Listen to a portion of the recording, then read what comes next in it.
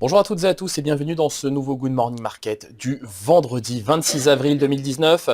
Un vendredi sur des chapeaux de roue et c'est le cas de le dire, puisqu'aujourd'hui on a des indices qui commencent vraiment à patiner alors qu'on s'attend à une nouvelle salve de publication de résultats. Typiquement on prendra connaissance aujourd'hui des résultats d'Aon, enfin l'assureur Aon, AstraZeneca, Chevron, ExxonMobil et bien d'autres encore. Par ailleurs on a des indices asiatiques qui eux aussi patinent en raison de publications chinoises assez décevantes, enfin d'entreprises chinoises assez décevantes. La tendance est relativement calme ce matin avant la publication du PIB cet après-midi, du PIB américain, donc la deuxième estimation du PIB américain pour le premier trimestre.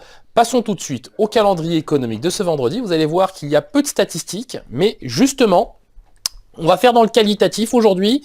Donc, statistique très attendue, le PIB annualisé au titre du premier trimestre, donc deuxième estimation aux États-Unis. On prendra ensuite connaissance des anticipations d'inflation. Donc ça, c'est l'indice PCE, l'indice PCE Core, attendu à 16 heures. Donc focus véritablement sur cette statistique. Et on prendra ensuite connaissance à 16 heures de l'indice Reuters Université du Michigan de confiance du consommateur américain au titre du mois d'avril. On voit que l'euro-dollar continue de se renforcer grâce au... Alors c'est probablement les commandes de biens durables, la hausse des commandes de biens durables de 2,7% au titre du mois de mars, qui explique cette ascension du dollar américain. On a aussi le redressement de la courbe à terme américaine, enfin de la courbe des taux US, qui explique le renforcement du dollar américain. On évolue légèrement au support des 1,1135, donc on le voit, ça continue continue d'enfoncer les supports sur l'euro-dollar. Néanmoins, nous anticipons toujours une phase de consolidation sur cette paire euro-dollar, typiquement sur la fourchette 1,1150, 1,12 dollars pour 1 euro. Alors évidemment, on n'anticipe pas de vrais rebonds techniques sur cette paire, bien au contraire. On pense que le dollar va continuer de se renchérir au fur et à mesure des mois, c'est-à-dire tout simplement à moyen terme.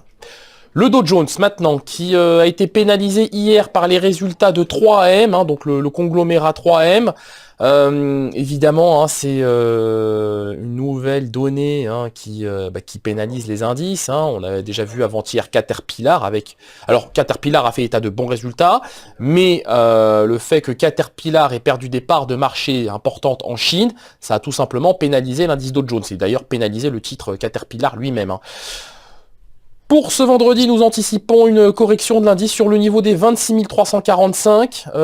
Tant que les prix évoluent sous les moyennes mobiles à 7 et 21 périodes, nous avons un biais baissier sur cet indice. En revanche, en cas de rupture du niveau des 26 415, là, on repassera acheteur en direction des 26 459. Mais en l'état, je ne vois pas comment on pourrait être acheteur de cet indice. La paire USD-Yen, qui elle aussi nous donne par contre nous donne un signal quand même assez décevant. Alors on le sait, les indices asiatiques ont terminé en baisse, ont terminé en baisse aujourd'hui. Le yen se renchérit quelque peu depuis 2-3 jours. Ça se matérialise évidemment par une baisse de la paire USD-Yen, dans la mesure où cette paire évolue sous les moyennes mobiles à 7 et 21 périodes, donc 7 périodes courbe bleue, 21 périodes courbe blanche.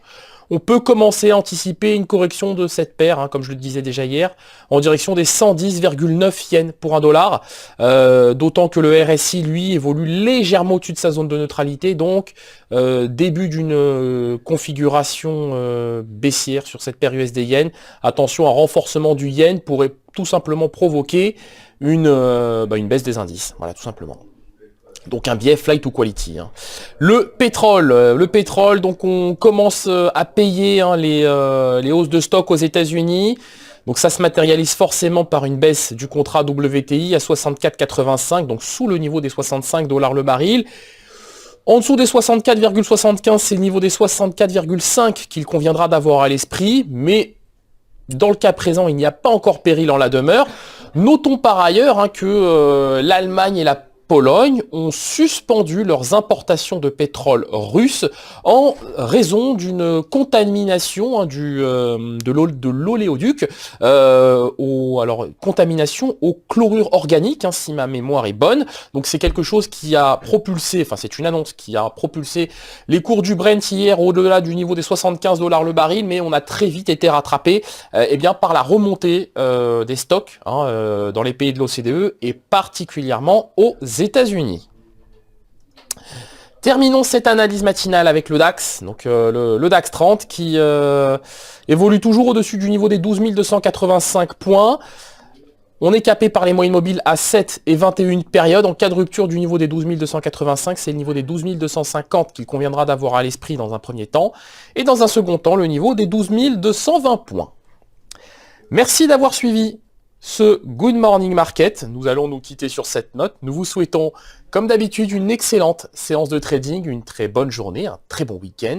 N'hésitez pas à partager, liker ou encore commenter cette vidéo. Au revoir.